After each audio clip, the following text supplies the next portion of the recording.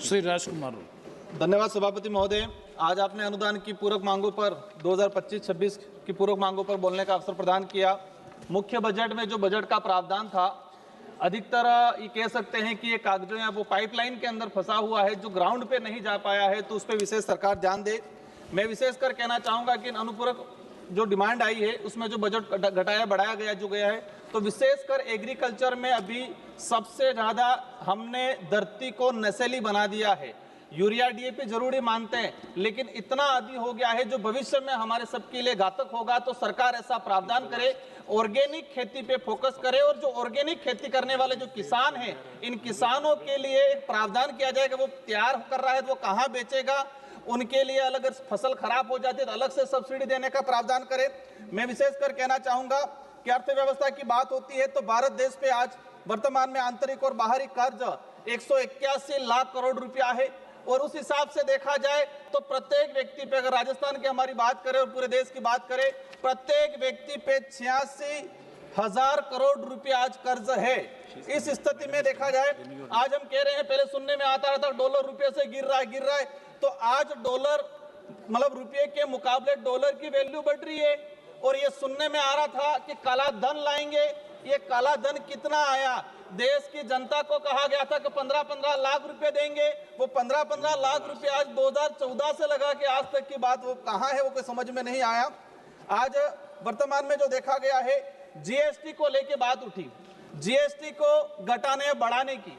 पिछले कुछ समय से हम देख रहे हैं कि जीएसटी के नाम से डंडीरा पीटा जा रहा है, तो जीएसटी बढ़ाया किसने था? 2014 से लगा के 2025 तक सरकार किसकी थी? जीएसटी बढ़ाया। जीएसटी बढ़ाने की वजह से 2,30,000 से अधिक छोटे व्यापारी देश के जो थे, इनका व्यापार धंधा खत्म हो गया। माननीय सभापति महोदय, मैं कहना चाहूंगा कि ट्राइबल एरिया में जीएसटी का कलेक्शन होता है, पर इस जीएसटी का लाभ ट्राइबल एरिया के लोगों को नहीं मिलता है। यहाँ जीएसटी सिर्फ राजधानी के आसपास या बड़े शहरों में ही तक सीमित रह जाती है। जीएसटी में ट्राइबल एरिया हेतु सेस कर लगाया जाए, ताकि यहाँ से जो भी कलेक्शन होता है उसका उपयोग ट्राइबल क्षेत्र के लिए किया जाए। वर्तमान देखा गया है कि भाजपा सीना तान कर कहती है कि हम विश्व की 5वीं बड़ी अर्थव्यवस्था है, हमें भी गर्व है कि हमारा देश है, लेकिन हकीकत क्या है? हकीकत यह है कि वर्तमान में जो देखा गया है, प्रति व्यक्ति, मैम 1 मिनट हुआ है, 2 मिनट में मेरी बात समाप्त करूंगा, 146वें नंबर पर, मतलब प्रति व्यक्ति आय की बात करें विश्व में 146वें नंबर पे है, और भूखमरी की अगर बात करते हैं तो विश्व में 102 नंबर पे अगर हमारा देश है। ये विकास सिर्फ 140 करोड़ भारतीयों का नहीं हुआ है, ये विकास मात्र 1 से 2% उद्योगपतियों का हुआ है। मेरी मुख्य मांगे रखना चाहूंगा, नरेगा का जो बजट है, राजस्थान में भी डबल इंजन की सरकार है, पूरे केंद्र शासित राज्य प्रदेशों सहित 34 राज्यों, मतलब केंद्र शासित और 28 राज्यों सहित पूरा 2600 करोड़ रुपया बजट है। इसमें मात्र राजस्थान का 1600 करोड़ रुपया बजट पेंडिंग है केंद्र सरकार की तरफ से।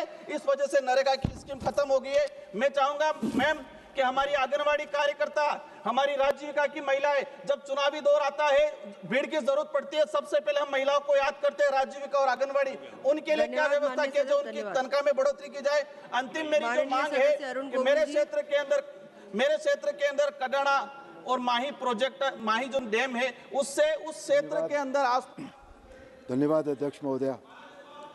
मैं सरकार द्वारा प्रस्तुत supplementary demand for grants first batch 2025-26 के समर्थन में बोल रहा हूं। Although I'm known professionally as an actor, but I will not be playing for the gallery like most of the opposition members do. I'll not discuss the numbers